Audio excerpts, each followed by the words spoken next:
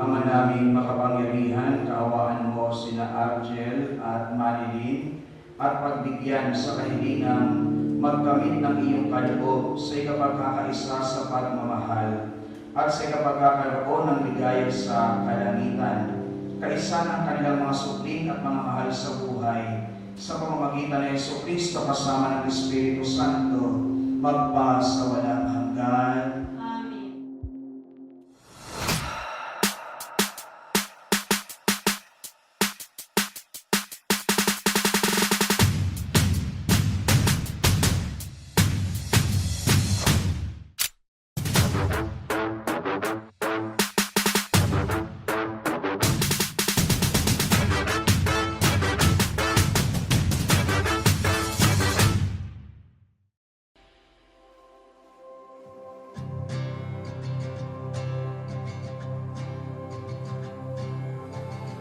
Kakilala po kami niya ni Manilin through Facebook lang po. Kasi nung mga panahon pong yon, meron po siyang pinsan na iniwan po ng boyfriend niya. Tapos parang pinagtaguan po.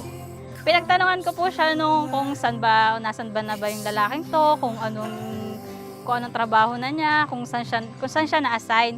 Kasi ang sabi niya po kasi sa pinsan ko ay nasa Palawan siya pero nandito naman pa siya sa Mindoro.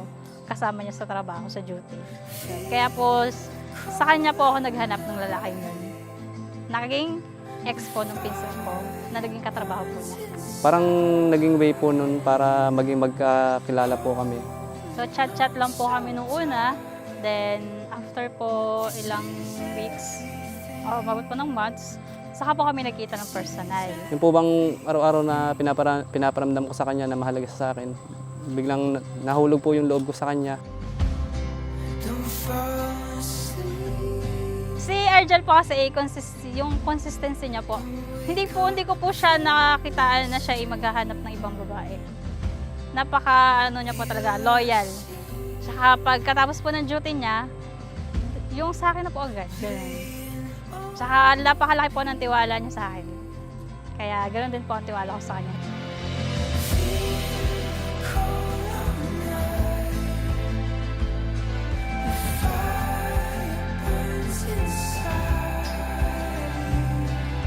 Tinagot niya po ako nung mga ilang buwan na pong pagtitiis ko at panunuyo sa kanya na pinapakita ko sa kanya na mahal ko talaga siya.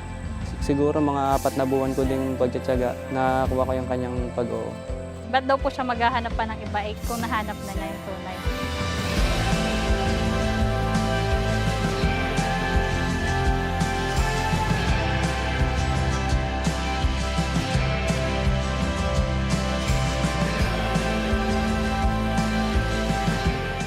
Hindi ko alam kung ano sasabihin mo sa akin sa video. Pero ang masasabi ko lang talaga sa'yo ay yung pagmamahal ko sa'yo ay hindi magbabago. Kahit napakamainit ng ulo mo. Yan, mahal na mahal kita. Hindi kita magpapalit kahit kanina. Pinapangako ko naman sa iyo, mamahalin kita habang buhay. Ang mga anak natin na alagaan ko, bibigyan ko ng magandang buhay hanggat kaya ko. Tutulungan kita hanggat kaya ko. Pagsisilbihan kita.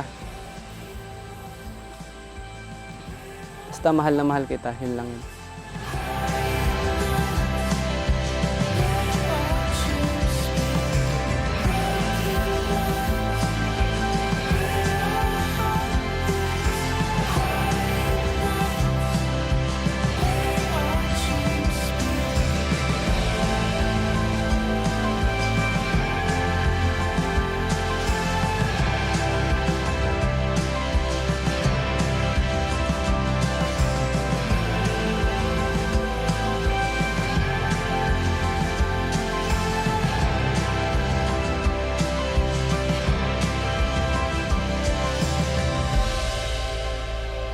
Mahal na mahal kita, Manilin.